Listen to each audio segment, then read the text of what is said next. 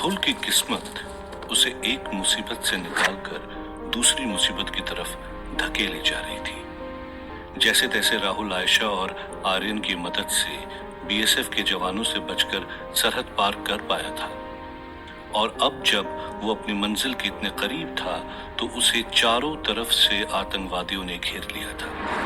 राहुल ने अपने एक चंद्रवंशी योद्धा को खो दिया था और वो जानता था कि अगर उसने लड़ाई जारी रखी तो बाकियों की जान भी खतरे में पड़ सकती है। राहुल भी हम सब की तरह ही आम इंसान था जो आए दिन ऐसी मुसीबत में फंस जाते हैं जहां से निकलने का कोई उपाय नहीं सूझता। पर राहुल एक बात में हम सबसे अलग था। वो मुसीबत के सामने घुटने नहीं टिकता था, बल्कि मुसीबत की आंखों में आंखें डालकर उसका सामना करता था। राहुल ने निडरता से सामने आते हुए आतंकवादियों के सरदार से कहा, तुम हमसे चाहते क्या हो? सरदार ने हंसते हुए कहा, मेरे साथ इतनी बड़ी फौज देख के डर गया तुम लोगों के पहनावे से ही समझ गया था कि तुम लोग हिंदुस्तानी हो और इसलिए हमारी पाक जमीन पर तुम्हारे पैर नहीं पड़ने देंगे, बल्कि सीधा लाशें गिरा देंगे।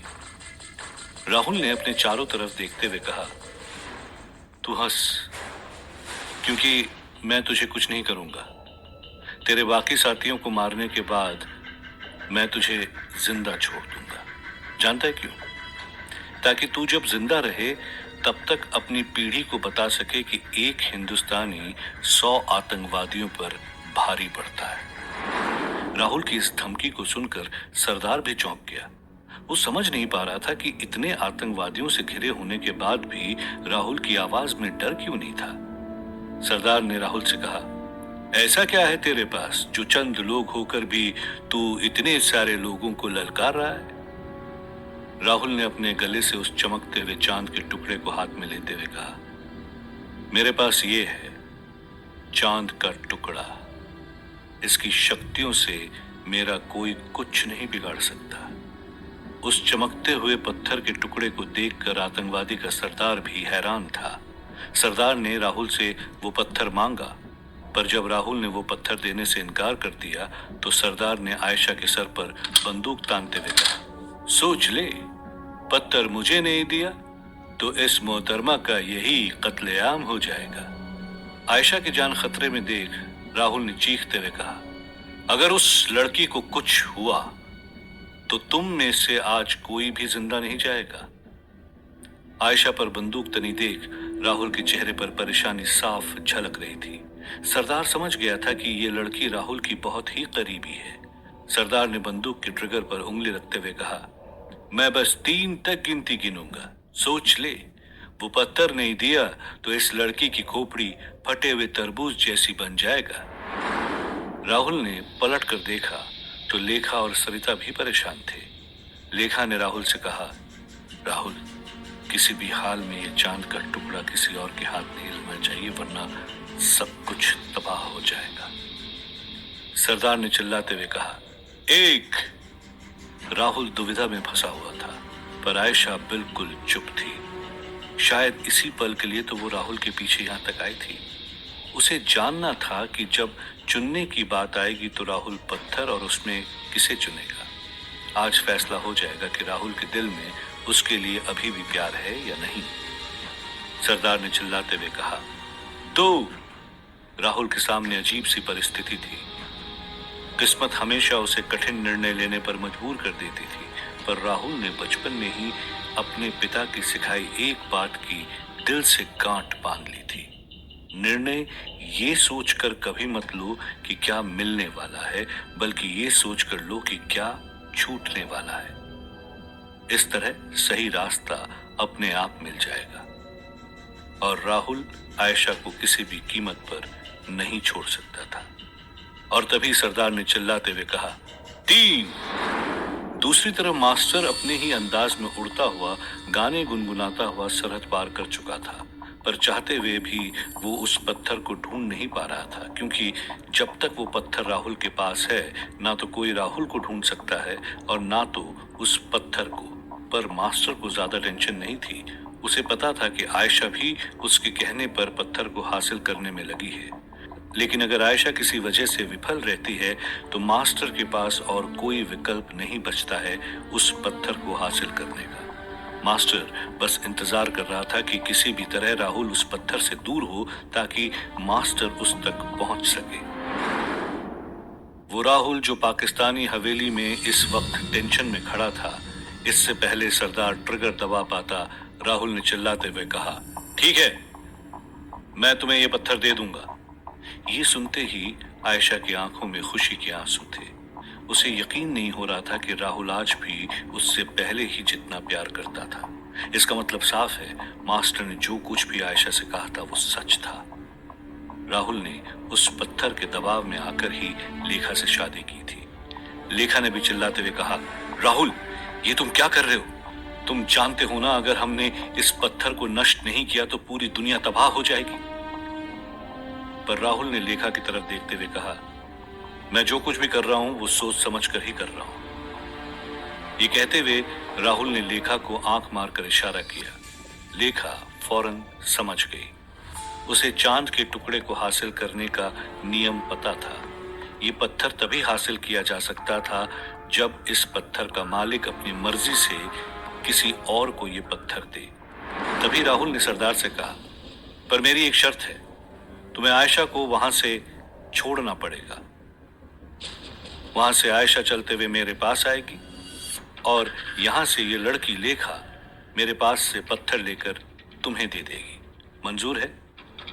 सरदार उस पत्थर को पाने के लिए बेताब था। उसने फौरन कहा, हाँ, मंजूर है। लेखा राहुल से वो पत्थर को लेकर आगे बढ़ी और दूसरी तरफ से आयशा राहुल की तरफ आने के लिए बढ़ी। राहुल और बाकी लोगों के सर पर आतंकवादियों ने बंदूक तानी हुई थी। आयशा राहुल के पास पहुंचकर उससे गले लग गई और दूसरी तरफ लेखा ने उस आतंकवादी के सरदार के हाथों में चांद का टुकड़ा सौंप दिया। सरदार के हाथों में आते ही पत्थर की चमक अचानक से गायब हो गई। ये देखकर सरदार ने गुस्से में चिल्लाते हुए कहा, मुझे बेवकूफ समझा है तूने? अब तू देख। सरदार के इशारे पर एक साथ सभी आतंकवादियों ने अपनी AK-47 से गोलियां दागना शुरू कर दी। पर इससे पहले कि वो गोलियां राहुल या किसी और को छू पाती, अचानक से वो गोलियां हवा में रुक गई। ये देखकर आतंकवादियों के साथ साथ राहुल भी हैरान था और तभी राहुल ने ऊपर आसमान में देखा, वहां मास्टर हवा में तैर रहा था। मास्टर ने जमीन पर उतरते हुए राहुल से कहा, क्या राहुल, तुम जानते हो ना मुझे ये पत्थर कितनी बेसब्री से चाहिए था, फिर मुझे देने की बजाय तुम इस बेशकीमती चांद के टुकड़े को इन कायर लोगों को दे रहे हो। आतंकवादियों के सरदार ने चिल्लाते हुए कहा, तू जो भी है, हम तुझे। वो इतना ही कह पाया था कि मास्टर के एक इशारे से हवा में तैर रही सारी गोलियां वापस जाते हुए उन लोगों को लगने लगी जिन्होंने उन्हें चलाया था। एक साथ कई आतंकवादी जमीन पर ढेर हो चुके थे और तभी वो हुआ जिसका अंदाजा ना तो मास्टर को था ना ही राहुल को। जमीन पर गिरे आतंकवादियों ने एक एक करके मरने से पहले अपनी सुसाइड जैकेट को विस्फोट करना शुरू कर दिया था, जिससे आसपास धूल के गुब्बारे उड़ने लगे। मास्टर ने जैसे ही अपनी शक्तियों से धूल को हवा से अलग किया तो वो देखकर दंग रह गया कि वहां से राहुल और उसके साथियों के साथ साथ पत्थर भी गायब था। राहुल के पैरों में लगे जख्म की वजह से चंद्रवंशी योद्धा ने अपने राजा को अपने कंधे में उठा लिया था। उनके साथ साथ लेखा, सरिता, आयशा और आर्यन भी घने जंगलों में भाग रहे थे। मास्टर से काफी दूर पहुंचकर वो हाँफते हुए एक जगह रुक गए। लेखा ने राहुल से कहा, आपका दिमाग कितना तेज है, आज आपकी वजह से ही हम लोग बच पाए हैं। राहुल ने अपने हाथों में वो पत्थर लेते हुए कहा, इसे नष्ट किए बिना मैं किसी को भी इस पत्थर को हासिल नहीं करने दूंगा। आयशा ने राहुल से कहा, पर हमें यहाँ रुकना नहीं चाहिए, मास्टर किसी भी वक्त हमें ढूंढता हुआ आ सकता है। राहुल ने आयशा को समझाया कि ये पत्थर जब तक एक चंद्रवंशी राजा के पास है, मास्टर उन्हें कभी नहीं ढूंढ पाएगा। पत्थर के किसी और के हाथों में जाते ही मास्टर को इसका पता लग सकता है। राहुल ने सोची समझी रणनीति के तहत ही आतंकवादियों के सरदार को वो पत्थर दिया था। वो जानता था कि उसके हाथ में पत्थर जाते ही मास्टर को पता चल जाएगा और जिसके हाथ में भी ये पत्थर होगा मास्टर उसे छोड़ेगा नहीं। पर सरिता का ध्यान राहुल की बातों पर नहीं था। उसे कहीं से बहुत ही मधुर आवाज सुनाई दे रही थी। सरिता ने जंगल की ऊंचाई से जब झांक कर नीचे देखा, वहां बेहद ही खूबसूरत नदी बह रही थी। सरिता ने खुशी से चिल्लाते हुए कहा, सिंधु नदी, ये देखो सिंधु नदी। सरिता की आवाज सुनते ही बाकी लोग भी उस जंगल के किनारे आकर सिंधु नदी की खूबसूरती निहार रहे थे। तभी लेखा ने कहा, माँ, इसका मतलब मोहनजोदारो अब दूर नहीं है। सरिता ने कहा, हाँ, बस ये नदी पार करते ही कुछ ही दूर पर मोहनजोदारो का प्राचीन शहर स्थित है, जहां हम इस पत्थर को नष्ट कर सकते हैं। आर्यन ने कहा, तो फिर हम रुके क्यों हैं? हमें जल्दी उस पार जाना चाहिए। पर राहुल ने आर्यन को टोकते हुए कहा, नहीं, अभी नहीं, सुबह हो चुकी है, हम पहले ही काफी मुसीबत में फंस चुके हैं, अब और नहीं। हम यहाँ से शाम को ही निकलेंगे ताकि किसी की भी हम पर नजर न पड़े। सबने राहुल की बात मान ली, पर आर्यन अभी भी उतावला हो रहा था। उसने अभी निकलने के लिए राहुल को मनाने की कोशिश की, पर राहुल ने आर्यन की बात नहीं सुनी। और तभी राहुल की नजर उस बक्से पर पड़ी जो मैडम माया ने सरहद पर आर्यन को दिया था। राहुल ने हैरानी से पूछा, आर्यन, हम सबकी जान खतरे में होने के बावजूद तुम इस बक्से को लेकर आए हो? आखिर ऐसा क्या है इसमें? आर्यन ने कहा, कहा ना राहुल, मैडम का एक पार्सल है, मुझे भी इसके बारे में कुछ नहीं पता।